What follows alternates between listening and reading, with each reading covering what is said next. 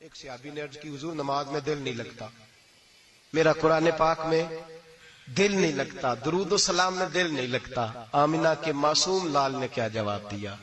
حضور نے فرمایا جا اپنی نظر جا کے پاک کر لے، اللہ کے نبی کا وعدہ ہے تیرا سجدے میں دل لگنے لگ جائے گا۔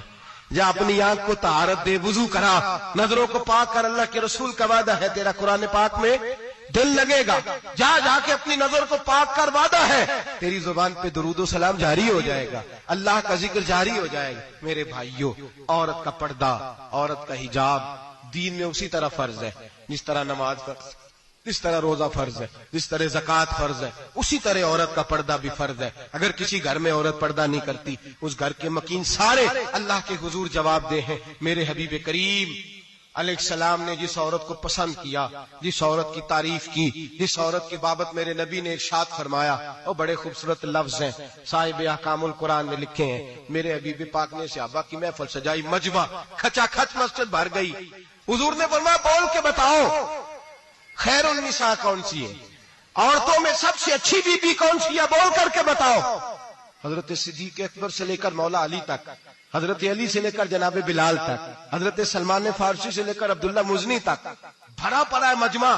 حضور نے فرمایا بولو سب سے اچھی عورت، سب سے اچھی عورت کون ہوتی ہے؟ ایک صحابی کہنے لگے حضور جس کی نماز قضا نہ ہوئی ہے۔ فرمایا وہ بھی اچھی ہے پر تم میری مراد کو نہیں پہنچے۔ ایک نے کہا حضور جو خامد کی تابع دار ہو۔ فرمایا وہ بھی اچھی ہے پر تم میری مراد کو نہیں پہنچے۔ ایک صحابی نے کہا یا رسول اللہ جو پاک دامن ہو۔ حضور نے فرمایا تم میری مراد کو۔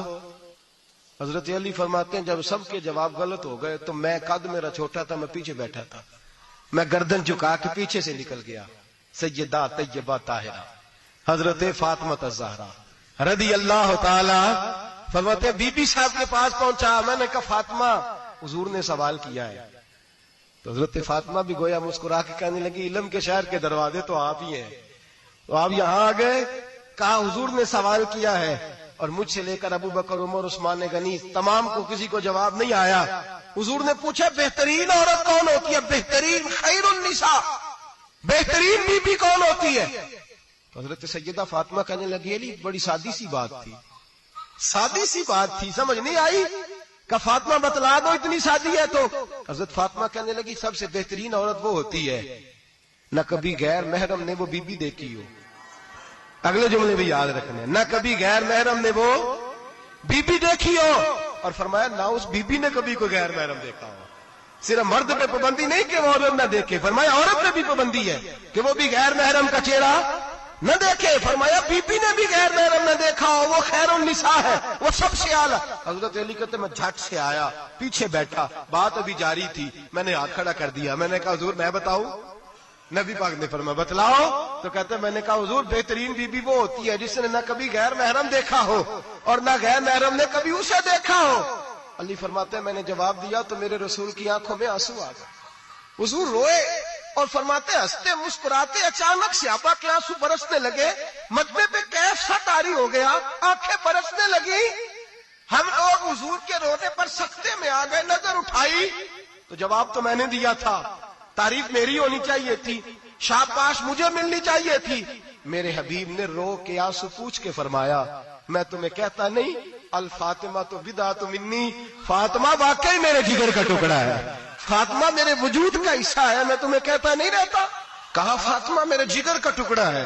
حضرت علی فرماتے ہیں صحابہ میری طرف دیکھنے لگے اور کہنے لگے علی جواب تو دے، شاباش بی بی صاحبہ کو ملے۔ تو کہتے ہیں میں نے کہا حضور روئے ہیں تو آنسو میرے بھی چھلک ہی پڑے ہیں۔ فرمانے لگے لفظ میرے ہیں پر سوچ اس بیٹی کے ہے جس کی تربیت محمد عربی نے فرمائی ہے۔ فرمایا جملے میرے ہیں، ناقل میں ہوں، بات میں بیان کر رہا ہوں، لیکن پیچھے سوچ اس نور والی بیٹی کی ہے جس کو اپنے گھر کے اندر رہ کے آنگن میں رکھ کے رسول پاک نے پرورش فرمائی۔ حضرت فاطمہ فرماتی ہیں حضرت علی میرے پاس دوڑے آئے اور کہنے لگے فاطمہ چل مسجد، پتہ نہیں حضور کو کیا ہو گیا۔ حضور رو رو کے بےحال ہو گئے اور حضور حجرے میں رو رہے ہیں اور ہچکیوں کی آواز مسجد میں آ رہی ہے۔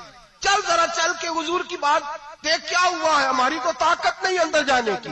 سیدہ طیبہ طاہرہ حضرت فاطمہ جھٹ سے پردہ اوڑا، حاضر خدمت ہوئی، اندر گئیں، کہتی ہیں حضور کے کندھے پہ ہاتھ رکھا تو محبوب بیٹی کے ہاتھ کی ٹھنڈک محسوس کی، سر سجدے سے اٹھایا، فرمایا فاطمہ آ گئی ہو؟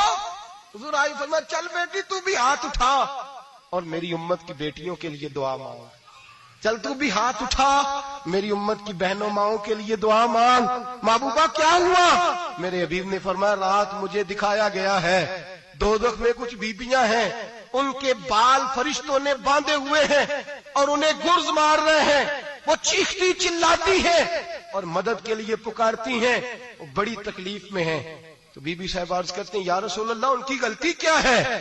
تو میرے نبی نے فرمایا وہ باریک دوپٹہ اوڑھتی تھی، وہ باریک دوپٹہ اوڑھتی تھی، ان کے بال چمکتے تھے، غیر محرموں کی نظر پڑتی تھی، انہیں دوزخ میں سزا ملے گی، وہ چلائیں گی چیخیں گی، ان کی مدد کو کوئی نہیں پہنچے گا، چل تو ہاتھ اٹھا دعا مانگ۔ حضرت فاطمہ امت کو پیغام دیتی ہیں پردہ اوڑھ دو، حجاب میں آ جاؤ، اپنے آپ کو رسول اللہ کی بارگاہ میں جھکا دو۔ میرے بھائی آج دن بدن جیسے جیسے لوگ کہتے ہیں ڈگریاں بڑھ گئیں، لیکن اس کے ساتھ ساتھ بیویوں کا حجاب اتر گیا، سڑکیں بھی بھر گئیں۔ میرے بھائی ہر محکمے میں عورتیں بیٹھ گئیں، ہر جگہ بیویاں آ گئیں، بینک میں عورتیں آ گئیں، پلازوں میں عورتیں آ گئیں، دفاتر میں عورتیں آ گئیں، جگہ جگہ گناہ کے یہ اڈے قائم ہو گئے۔ حبیب کریم سید عالم نور مجسم شفیع معظم صلی اللہ تعالی علیہ وسلم نے فرمایا جب بیوی گھر سے نکلتی ہے شیطان اسے تاڑتا ہے، وسوسہ اندوزی کرتا ہے، اور نازک ہوتی ہے، عقل کی عادی ہوتی ہے، اس کو لوگ وسوسے میں ڈال لیتے ہیں۔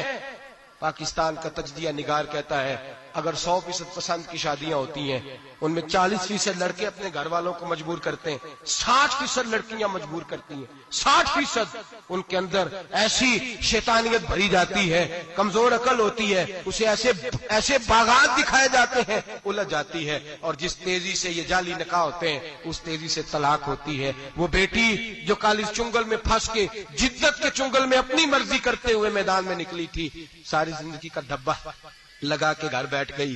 لڑکا طلاق دے کے بھی پاک کا پاک ہی رہتا ہے، اور بیٹی کی منگنی بھی ٹوٹ جائے تو لوگ کہتے ہیں کوئی نہ کوئی بات تو ہوگی، ایسے تھوڑی ہو جاتا ہے۔ بیٹیوں تمہیں رسوا کیا جا رہا ہے، بہنوں تمہاری عزت سے کھلواڑ ہو رہا ہے، تمہیں بازار کی زینت بنا کے تمہارے اصل مقام سے تمہیں گرایا جا رہا ہے، تم سمجھ رہے ہو ہم جدید ہو گئی، لیکن تمہارا نقصان ہو رہا ہے، تمہیں رسوا کیا جا رہا ہے۔ آؤ در رسالت مآب پہ، آؤ میرے نبی پاک کے دروازے پہ۔ میرے حبیب نے فرمایا جس بی بی میں 4 خوبیاں ہوں، کتنی ہوں جی؟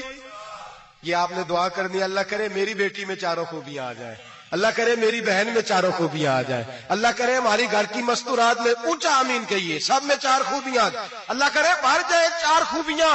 میرے حبیب نے فرمایا جو بی بی ضروریات دین کا علم جانتی ہو، دوسری خوبی اس بی بی کے اندر یہ ہو کہ وہ بی بی اپنے خامن کو راضی کرنے والی ہو، تیسرا فرمایا اس بی بی میں خوبی یہ ہو کہ اللہ کے محرمات کا خیال رکھتی ہو، حرام میں نہ پڑتی ہو، چوتھا فرمایا پردے کی پابند ہو۔ فرمایا جیسے ہی وہ مرتی ہے عرش کا مالک اس سے حساب ہی نہیں لیتا، اسے بغیر حساب کتاب ہی جنت عطا فرما دیتا ہے۔ جو پردے کی پابند ہو، خامد راضی ہو، محرمات سے بچتی ہو، فرمایا وہ بی بی اللہ تبارک و تعالیٰ اس سے کوئی حساب کتاب بغیر حساب کے اللہ اس کو جنت میں داخل کر دیں گے، رب حساب نہیں پوچھے گا۔ اللہ کرے میری بیٹی بھی بغیر حساب جنت جائے، مائیں بہن بیویاں بغیر حساب جنت میں جائیں، اللہ کرے ہم سب کے گھروں میں جتنی عورتیں ہیں ان سے کوئی حساب نہ لیا جائے، بغیر حساب بھی جنت میں جائیں۔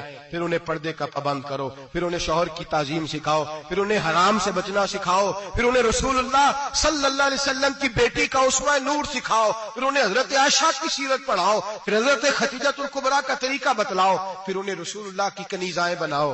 اللہ کرے ہم یہاں سے جمعہ پڑھ کے جائیں تو ہمارے ہاتھ میں ایک برقع بھی ہو، ہمارے ہاتھ کے اندر جو ہے وہ ایک بڑی چادر بھی ہو، اماں کو کہے اماں یہ چادر رکھ، اس سے نقاب اوڑھ کے نکلنا۔ اللہ کرے چودھری صاحب سرپنچ صاحب کی پنچایت میں کوئی ایسا مقدمہ بھی آئے جو آ کے کہے میں بیوی نہیں رکھ سکتا، یہ پردہ نہیں کرتی، یہ کہیں مجھے بھی عذاب میں مبتلا نہ کرے۔ اللہ کرے شوہر اس طرح کا غیرت مند بنے، وہ کہے خبردار خبردار، اگر تو دروازے سے نکلی اعلی حضرت امام اہل سنت مجدد دین و ملت میرے اعلی حضرت سے کسی نے پوچھا تھا کہ حضرت جی بی بی نعت پڑھ سکتی ہے؟ فتاوی رضویہ کی 14ویں جلد، بی بی میلاد پڑھ سکتی ہے؟ میلاد؟ اعلی حضرت نے فرمایا اگر بی بی میلاد پڑھ رہی ہو، نعت پڑھ رہی ہو اور اس کی آواز غیر محرم کے کانوں تک جا رہی ہو، فرمایا اسے ثواب نہیں ہوگا، اسے حرام کام کرنے کا گناہ دیا جائے گا۔ بی بی کو منع ہے، وہ نعت کی آواز بھی عورت کا ہی نہیں پڑتا، دین میں تو عورت کی آواز کا بھی پردہ ہے۔